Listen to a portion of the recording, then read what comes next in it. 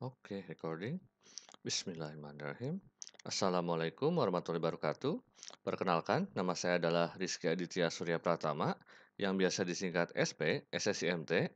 Lalu di video kali ini, yaitu mata kuliah Kalkulus 2 atau disingkat K2, pertemuan ke-12 ini saya akan melanjutkan materi sebelumnya yaitu mengenai integral.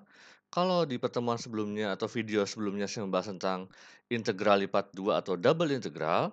Kali ini saya akan level up ke yang berikutnya yaitu integral lipat 3 atau mungkin lebih sering dikenalnya integral triple integral. Kira-kira seperti itulah inti dari video materi kali ini. Oke?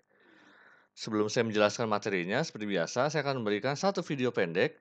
Ya, ini nggak pendek-pendek amat sih, karena ini cukup membahas lengkap juga ya mengenai triple integral, di mana sumbernya seperti biasa juga dari Khan Academy YouTube channel, yang akan membahas secara detail seperti apa sih triple integral itu dan untuk apa penggunaannya. Kira-kira seperti itulah yang ada di video pendek kali ini, video yang nggak pendek-pendek amat ini. Oke, mari kita lihat saja dulu. Let's say I wanted to find the volume of a cube where the values of the cube, let's say x is greater than or equal to 0, is less than or equal to, I don't know, 3. Let's say y is greater than or equal to 0 and is less than or equal to 4. And then let's say that z is greater than or equal to 0 and is less than or equal to 2. Now I know using basic geometry you could figure out, just multiply the width times the height times the depth, and you'd have the volume. But I want to do this example just so that you get used to what a triple integral looks like, how it relates to a double integral, and then later in the next video we can do something slightly more complicated. So let's just draw this volume. So this is my x-axis. It's my z-axis. This is the y. X, y, z, x, y, z. Okay, so x is between 0 and 3. So that's x is equal to 0. This is x is equal to, say, 1, 2, 3. Y is between 0 and 4. 1, 2, 3, 4. So in the xy plane, it looks something like this. The kind of base of our cube will look something like this. And then z is between 0 and 2. So 0 is the xy plane. And then 1, 2. So this would be the top part. And maybe I'll do that in a slightly different color. So this is along the xz axis. You'd have a boundary here, and then it would come in like this. You'd have a boundary here, come in like that, boundary there, and then like that. So we want to figure out the volume of this cube. And you could do it. You could say, well, this is the depth is 3, the base, the width is 4, so this area is 12 times the height. 12 times 2 is 24. You could say it's 24 cubic units, whatever units we're doing. But let's do it as a triple integral. So what does a triple integral mean? What we could do is we could say we could take the volume of a very small, I don't want to say area, of a very small volume. So let's say I wanted to take the volume of a small cube someplace in the volume under question. And it'll start to make more sense, or it starts to become a lot more useful when we have variable boundaries and surfaces and curves as boundaries. But let's say we want to figure out the volume of this little small cube here. That's my cube. It's someplace in this larger cube, this larger rectangle, cubic rectangle, whatever you want to call it. So what's the volume of that cube? Let's say that its width is dy. Its width is dy, so that length right there is dy. Its height is dx. Sorry, no, its height is dz, right? The way I drew it, z is up and down. And then its depth is dx. This is dx. So this is dx, this is dz, this is dy. So you could say that a small volume within this larger volume, you could call that dv, which is kind of the volume differential. And that would be equal to, you could say, it's just the width times the length times the height. dy, dx times dy times dz. And you could switch the orders of these, right? Because multiplication is associative and order doesn't matter and all of that. But anyway, what can you do with it in here? Well, we can take the integral. All integrals help us do is it helps us take infinite sums of infinitely small distances, like a dz or a dx or a dy, etc. So what we can do is we could take this cube and first add it up in, let's say, the z direction. So we could take that cube and then add it along the up and down axis, the z-axis, so that we get the volume of a column. So what would that look like? Well, since we're going up and down, we're taking the sum in the z direction. We'd have an integral. And then what's the lowest z value? Well, it's z is equal to 0. Z equal to 0. And what's the upper bound? Like if you were to just keep adding these cubes and keep going up, you would run into the upper bound. And what's the upper bound? It's z is equal to 2. Z is equal to 2. And of course, you would take the sum of these dv's. And I'll write dz first, just so it reminds us that we're going to take the integral with respect to z first. And let's say we'll do y next. And then we'll do x. So this integral, this value, as I have written it, will figure out the volume of a column given any x and y. It'll be a function of x and y, but since we're dealing with all a constant here, it's actually going to be a constant value. It'll be the constant value of the volume of one of these columns, and so essentially it'll be 2 times dy dx, because the height of one of these columns is 2, and then its width and its depth is dy and dx. So then if we wanted to figure out the entire volume, so what we did just now is we figured out the height of a column. So then we could take those columns and sum them in the y direction, right? So for summing in the y direction, we could just take another integral of this, sum in the y direction. And y goes from 0 to what? Y goes from 0 to 4. I wrote this integral a little bit too far to the left. It looks strange, but I think you get the idea. Y is equal to 4 to y is equal to 0 to y is equal to 4. And then that'll give us the volume of kind of a sheet that is parallel to the zy plane. And then all we have left to do is add up a bunch of those sheets in the x direction. We'll have the volume of our entire figure. So to add up those sheets, we would have to sum in the x direction. And we'd go from x is equal to 0 to x is equal to 3. And to evaluate this, it's actually fairly straightforward. So first, we're taking the integral with respect to z. Well, we don't have anything written under here, but we can just assume that there's a 1, right? Because dz times dy times dx is the same thing as 1 times dz times dy dx. So what's the value of this integral? Well, the antiderivative of 1 with respect to z is just z, right? Because the derivative of z is 1. And you evaluate that from 2 to 0. So then you're left with, so it's 2 minus 0, so you're just left with 2. So you're left with 2. And you take the integral of that from y is equal to 0 to y is equal to 4 dy. And then you have the x from x is equal to 0 to x is equal to 3 dx. And notice, when we just took the integral with respect to z, we ended up with a double integral. And this double integral is the exact integral we would have done in the previous videos on the double integral, where you would have just said, well, z is a function of x and y. So you could have written, z is a function of x and y is always equal to 2. It's a constant function. It's independent of x and y. But if you had defined z in this way and you wanted to figure out the volume under this surface, where the surface is z is equal to 2, this is the surface, z is equal to 2, we would have ended up with this. So you see that what we're doing with the triple integral, it's really, really nothing different. And you might be wondering, well, why are we doing it at all? And I'll show you that in a second. But anyway, to evaluate this, you could, take the antiderivative of this with respect to y. You get 2y. Let me scroll down a little bit. You get 2y, evaluating that at 4 and 0. And then, so you get 2 times 4, so it's 8 minus 0. And then you integrate that with respect to x from 0 to 3. So that's 8x from 0 to 3. So that'll be equal to 24 units cubed. So I know the obvious question is, what is this good for? Well, when you have a kind of a constant value within the volume, you're right. You could have just done a double integral. But what if I were to told you our goal is not to figure out the volume of this figure? Our goal is to figure out the mass of this figure. And even more, this volume, this area of space or whatever, its mass is not uniform. If its mass was uniform, you could just, multiply its uniform density times its volume and you would get its mass. But let's say the density changes. It could be a volume of some gas, or it could be even, some material with different compounds in it. So let's say that its density is a variable function of x, y, and z. So let's say that the density this rho, this thing that looks like a p, is what you normally use in physics for density. So its density is a function of x, y, and z. Let's just to make it simple, let's make it x times y times z.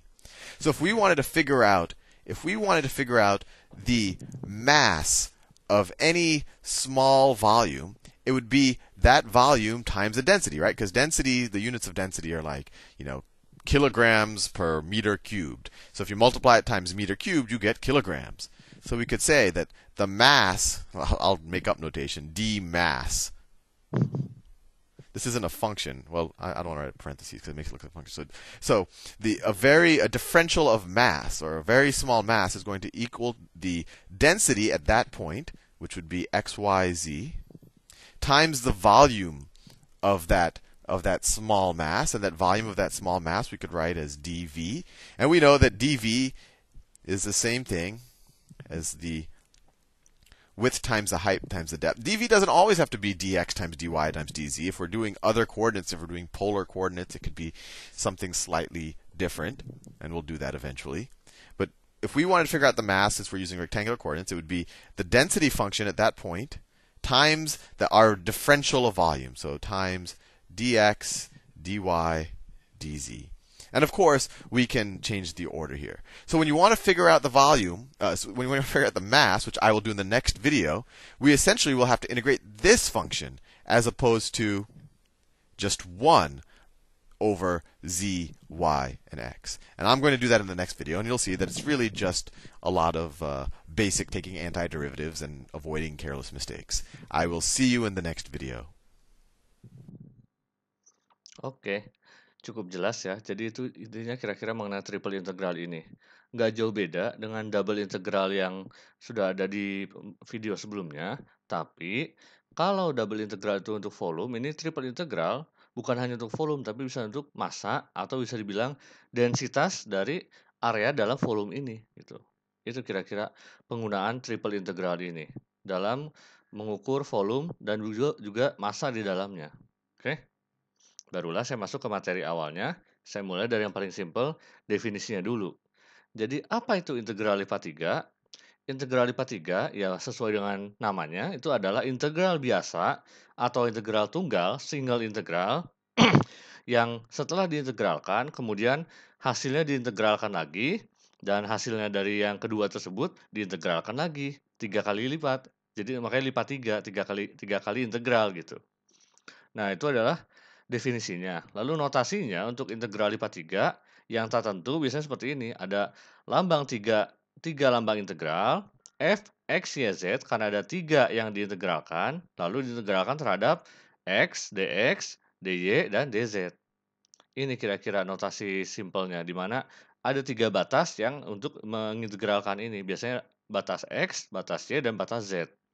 Nah, ini untuk yang tak tentu. Kalau yang tertentu itu biasanya ada batas atas dan batas bawahnya. Makanya ini integral lipat tidak tentu. Kalau yang tertentu itu ada batas atas dan batas bawahnya. Itu kira-kira bedanya yang tak tentu dan tertentu. Next, saya akan bahas mengenai sifatnya dari integral lipat 3 ini. Jadi, integral lipat 3 itu biasanya mempunyai sifat-sifat yang baku, lalu kelinearan, penjumlahan pada himpunan-himpunan yang bersekutu, tapi hanya pada suatu permukaan batas dan juga untuk sifat perbandingan. Dan integral lipat 3 ini merupakan generalisasi dari integral lipat 2 atau integral berulang untuk daerah-daerah tertutup dalam 3 dimensi. Oke. Jadi yang perlu di-note adalah 3 dimensi ini. Integral lipat 3 biasanya untuk 3 dimensi yaitu x, y, dan z.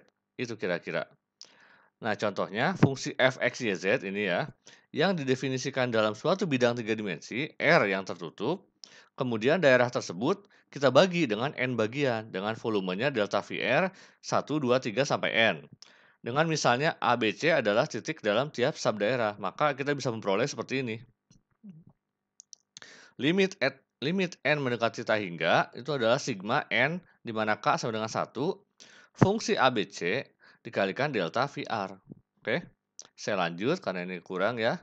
Jadi dari sini yang limit n mendekati infinity sigma n k sama dengan 1 f ABC delta VR ini, banyaknya si n ini itu adalah sebagian mendekati tak hingga sehingga dimensi linear terbesar dari subdaerah tersebut mendekati 0. Nah, jika ada limitnya, maka dinyatakan sebagai berikut. Triple integral f x y z dv gitu ya. Jadi fungsi ini adalah disebut integral lipat 3 f x y z terhadap r. Limit ada jika f x y z kontinu atau kontinu sebagian dalam r. Oke. Integral lipat 3 juga biasanya digunakan pada koordinat untuk tabung, silindris, dan bola. Intinya area-area yang 3 dimensi gitu. Yang ada x, y, dan z-nya. Oke. Lalu, nah, sebelum bingung ya saya jelaskan dulu bahwa yang penting dalam menyelesaikan integral lipat 3 adalah kita mesti fokus dulu. Mana duluan yang diselesaikan, baru ke step berikutnya, baru ke step terakhir. Jadi ada 3 step di sini. Jadi tahapannya, kalau ada seperti ini, triple integral f x y z dx dy dz, kita fokus ke yang warna hijau ini dulu. Jadi area warna hijau adalah langkah pertama dalam penyelesaian integral lipat 3 ini. Lalu masuk ke yang warna biru ini sebagai langkah keduanya, dan terakhir baru kita menyelesaikan yang warna coklat ini.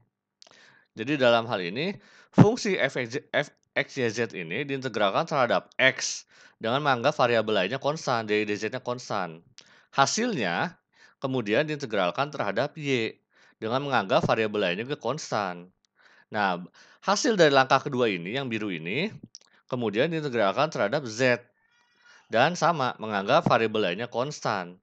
Dan untuk setiap hasil pengintegralan, itu biasanya kalau ini kan tidak ada batas atas dan bawahnya, biasanya ditambah dengan konstanta sembarang C gitu. Oke? Itu kira-kira tahapan-tahapan untuk penyelesaian integral lipat 3 ini. Berikutnya, nah ini contohnya.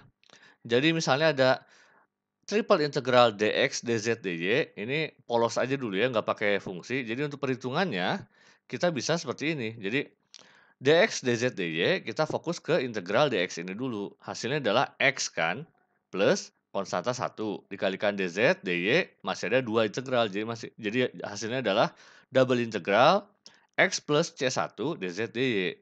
Kita integralkan lagi yang ini terhadap dz menjadi x plus c1 z plus c2 dy. Integral, single integral x plus c1 z ditambah c2 dy. Barulah satu kita integralkan terhadap y yang ada di sini. Sehingga hasilnya menjadi x plus c1 zy ditambah yc2 ditambah konstanta 3. Sehingga kalau kita keluarkan semuanya, hasil dari triple integral secara umumnya adalah x yz ditambah zy c1 ditambah y c2 ditambah c3. Itu kira-kira bentuk umumnya dari perhitungan integral lipat 3. Nah, udah mulai bingung? Ya, supaya tidak terlalu bingung, kita langsung saja masuk ke contoh soalnya. Untuk yang pertama masih simpel ya, kita untuk integral lipat 3 ini adalah kita hitung integral lipat 3 dari integral batas atasnya 5 dan min 2, integral batas atas 3x dan 0, dan integral batas atasnya x plus 2 dan y. 4, ini fungsi 4 aja simpel ya. dz, dy, dx. Jadi kita fokus ini adalah untuk batas z, ini untuk batas y, dan ini adalah untuk batas x. Penyelesaiannya, ya seperti yang sudah saya jelaskan tadi, kita fokus dari yang paling dalam dulu, yaitu ini dz ini dulu.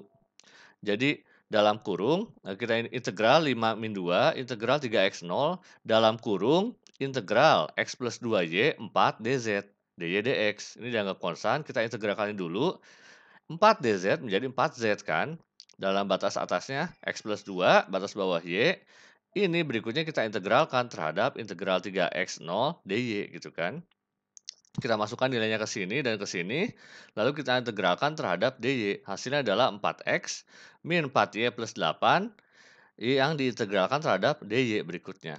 Jadi integral 3x 0, 4x min 4y plus 8 dy dx menjadi seperti ini, 4xy min 2y kuadrat ditambah 8y, batasnya adalah 3x 0, ini jadinya cuma tinggal satu, ini maaf ini kelebihan, harusnya dx doang.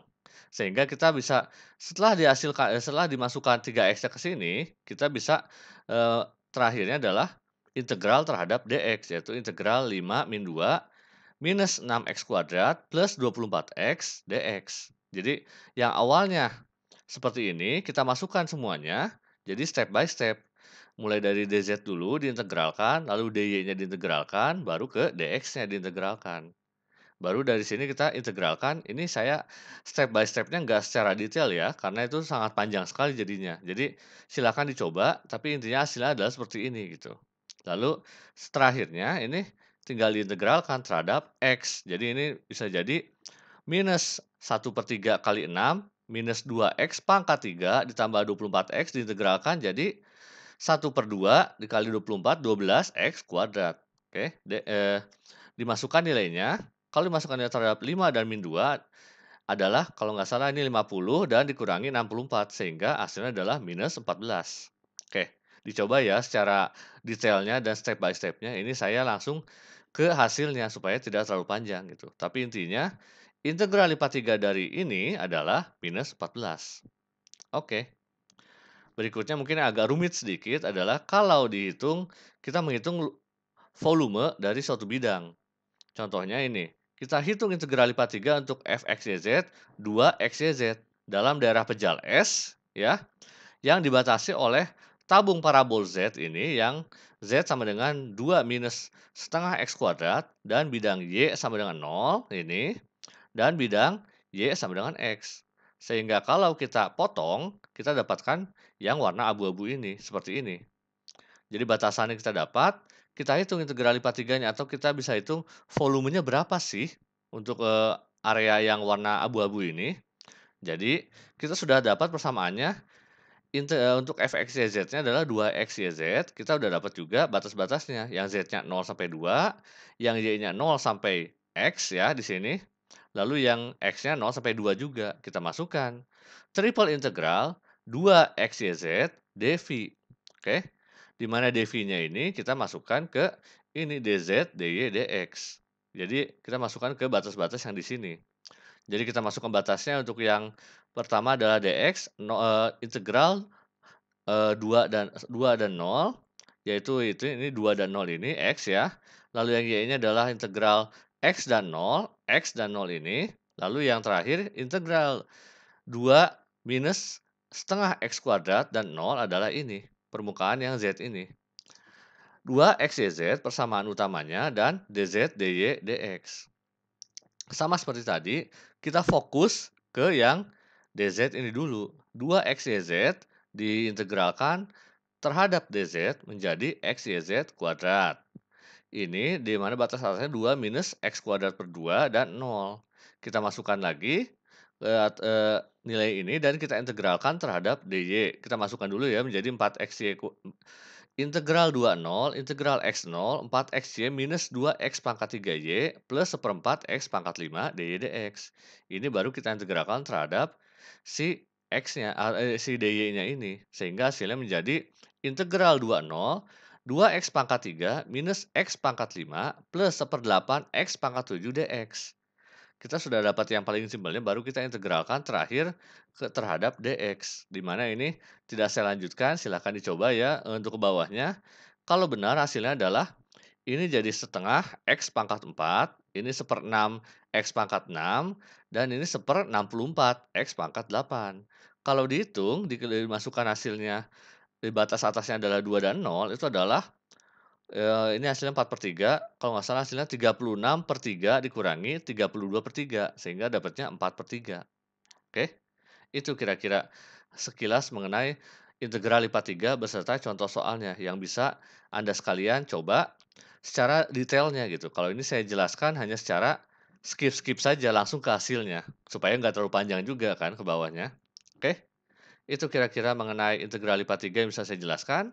Terima kasih banyak sudah menonton video ini sampai akhir, yang cukup panjang juga ya, 24 menit. Jangan lupa klik like, komen, dan juga subscribe channel saya ini. Wassalamualaikum warahmatullahi wabarakatuh.